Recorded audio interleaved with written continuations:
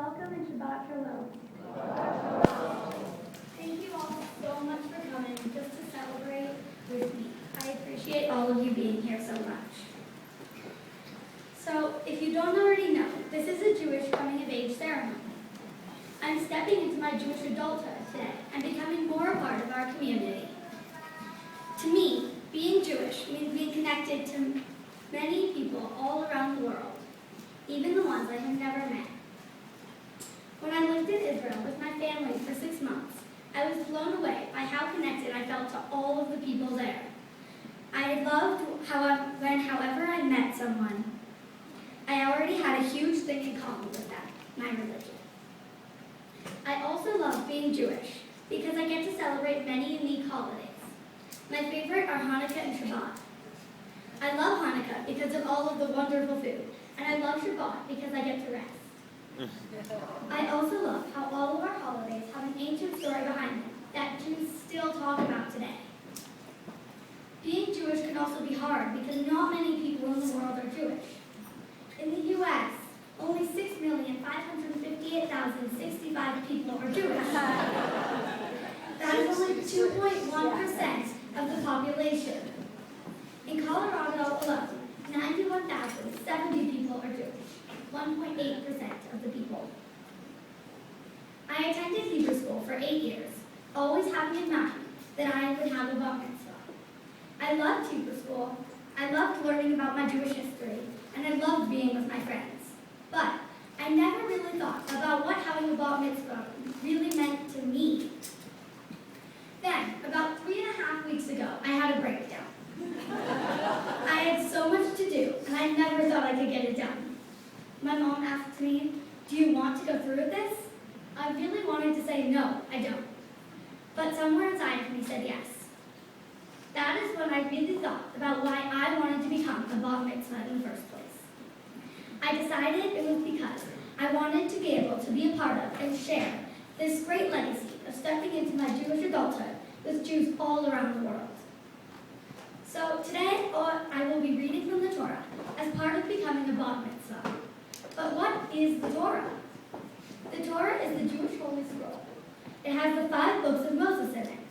The Torah is written by hand on a kosher animal hide. If the scribe makes a mistake, they can sometimes scrape it off the page. But if it is a name of God, they have to bury the whole page and start over. The Torah is special to me because scribes spend a year or more writing it so people like me can read from it. The portion or parsha that other bar and bat mitzvah kids are getting called up to today is Chukat.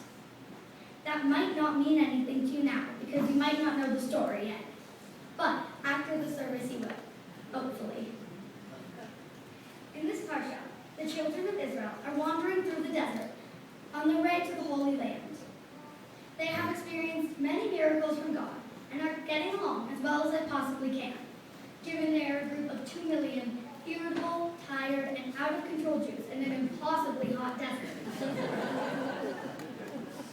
Then, something terrible happens. Miriam dies. Who is Miriam? Miriam is the loving and kind-hearted older sister of Moses and Aaron.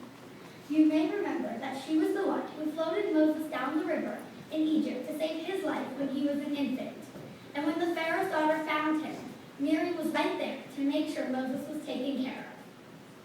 Miriam was important to the Jewish people in so many ways. In fact, God gave her a bubbling spring that followed her wherever she went. This spring was called Be'er Miriam.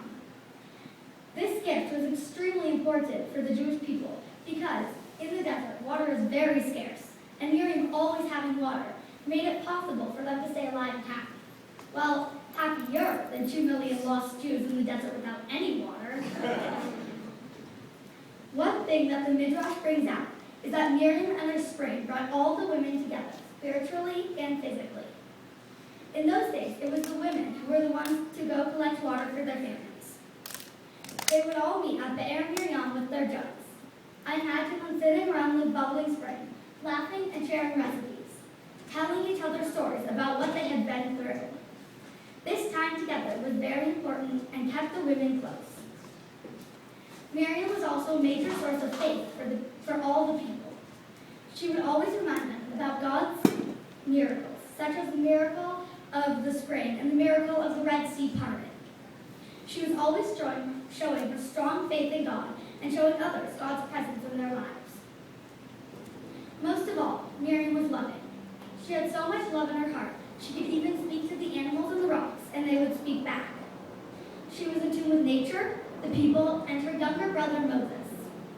Miriam's affection helped all the people by making them feel confident and strong. But then Miriam died,